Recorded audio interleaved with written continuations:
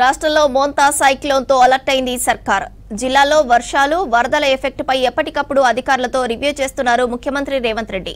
కాసేపట్లో పంట నష్టం, సహాయక చర్యలపై జిల్లా కలెక్టర్లు, ఉన్నతాధికారులతో వీడియో కాన్ఫరెన్స్ నిర్వహించనున్నారు సీఎం. హైదరాబాద్ సహా ఉమ్మడి ఖమ్మం, వరంగల్, సిద్దిపేట జిల్లాలో ఎడతెరిపిలేని వానలపై సీఎం రేవంత్ రెడ్డి ఆరా తీశారు. అన్ని శాఖల అధికారులు, సిబ్బంది అప్రమత్తంగా ఉండాలని ఆదేశించారు. వరి కోతల టైం కావడంతో పలు చోట్ల కల్లాల్లో ధాన్యం ఆరబోసి ఉండటంతో నష్టం వాటిల్లకుండా జాగ్రత్తలు తీసుకోవాలన్నారు. ధాన్యం, పత్తి కొనుగోలు కేంద్రాల్లోనూ తగిన ఏర్పాట్లు చేయాలన్నారు. సైక్లోన్ ఎఫెక్ట్ ఉన్న జిల్లాల్లో ఎస్డీఆర్ఎఫ్, ఎన్డీఆర్ఎఫ్ బృందాలు సమన్వయం చేసుకోవాలన్నారు. జిల్లాల్లో చెరువులకు గండ్లు, వాగులు, వంకలు తెగిపోయే ప్రమాదం ఉన్నందున జిల్లా అధికారులు అప్రమత్తంగా ఉండాలని సూచించారు. రిజర్వాయర్లు, చెరువులు, కుంటల నీటి మట్టాన్ని నీటిపారుదల శాఖ ఉన్నతాధికారులు ఎప్పటికప్పుడు పరిశీలించాలని ఆదేశించారు సీఎం రేవంత్. సీఎం రేవంత్ రెడ్డి రివ్యూకి సంబంధించి మరిన్ని డీటెయిల్స్ యాదగిరి లైవ్ లో అందిస్తారు. యాదగిరి, సీఎం రివ్యూ అప్డేట్స్ ఏంటి?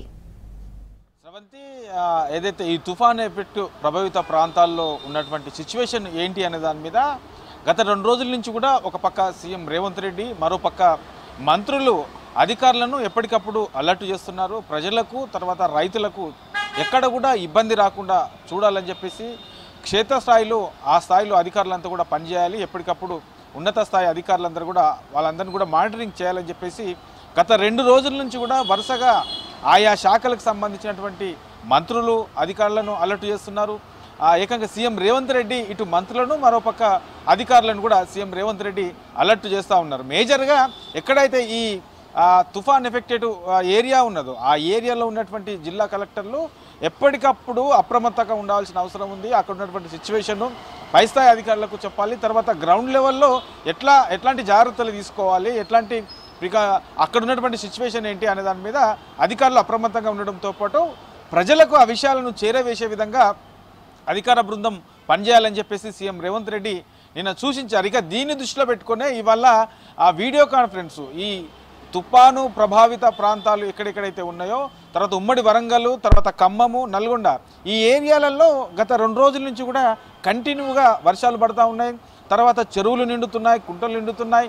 ఇక కొన్ని జాతీయ రహదారులు సైతం ఈ కొట్టుకుపోతున్నాయి. అంటే పెద్దగా వర్షాలు రావడము, తర్వాత ఆ వరద ఒక్కసారిగా రోడ్ల మీదకి రావడంతో కొట్టుకుపోతున్నటువంటి సిచ్యువేషన్ ఉన్నది. తర్వాత నిన్న రైల్వే ట్రాక్ల మీద కూడా ఒక్కసారిగా పెద్ద ఎత్తున నీళ్లు నిలిచిపోవడంతో ట్రైన్స్ కూడా ఆగిపోయాయి. తర్వాత అక్కడ రహదారులు వచ్చిపోయే వాహనాలకు కూడా కొంత మళ్ళీ ప్రత్యామ్నాయంగా ఏర్పాట్లు చేయాల్సినటువంటి సిచ్యువేషన్ వచ్చింది.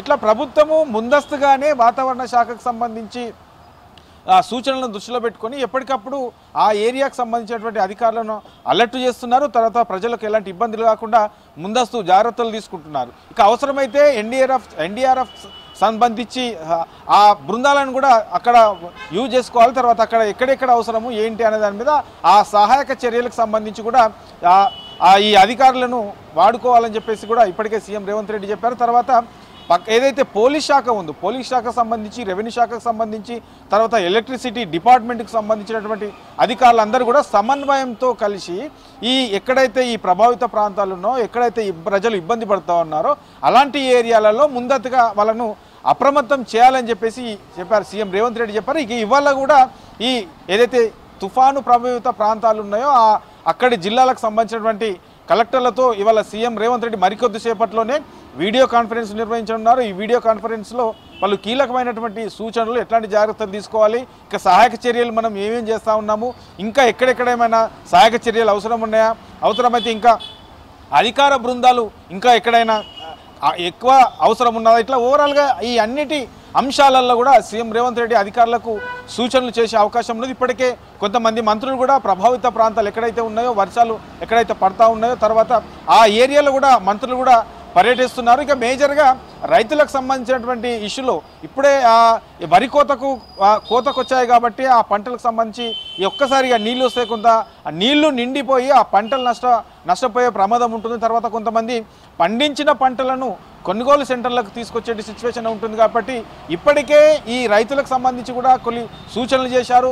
ఎవరు కూడా ఈ పంటలను ఏదైతే పండించిన పంట ఉందో ఆ పంటను అమ్ముకోవడానికి ఇప్పుడే కొనుగోలు సెంటర్లకు తీసుకురావద్దు. ఎందుకంటే ఈ వర్షాలు పడతా ఉన్నాయి, తుఫాను ఎఫెక్టివ్ ఉన్నది కాబట్టి కొంత ఈ వర్షాలతో నష్టపోయే ప్రమాదం ఉంటుంది. కాబట్టి కొన్ని రోజుల వరకు ఈ తుఫాన్ ఎఫెక్టు పోయే వరకు కూడా ఎవరు కూడా ఈ పంటలకు తాము పండించినటువంటి పంటలు ధాన్యాన్ని అమ్ముకునేందుకు బయటికి తీసుకురావద్దు అని చెప్పేసి కూడా ఇప్పటికే రైతులకు సూచనలు చేశారు. అధికారులు కూడా ఆ దిశగా ఎప్పటికప్పుడు కొనుగోలు సెంటర్లో తర్వాత గ్రామాలలో జిల్లాలలో ఈ రైతులకు ఈ విషయంలో కొంత అవగాహన తీసుకొచ్చే ప్రయత్నం కూడా ప్రభుత్వం చేస్తూ ఉన్నది. ఇటు రైతులకు ఇబ్బంది కాకుండా అటు రహదారులకు సంబంధించి వాహనదారులకు ఇబ్బంది కాకుండా తర్వాత చెరువులు కుంటలు ఒకవేళ పెద్ద ఎత్తున వరద వచ్చి తెగిపోతే ఆ కింది అంటే ఏదైతే లోతట్టు ప్రాంతాలు ఉంటాయో కింది స్థాయిలో ఉండే ప్రజలకు ఇబ్బంది కాకుండా ముందస్తు జాగ్రత్తలు అవసరమైతే ఇసుకకు సంబంధించిన బస్తాలు కూడా దగ్గర అందుబాటులో పెట్టుకోవాలి.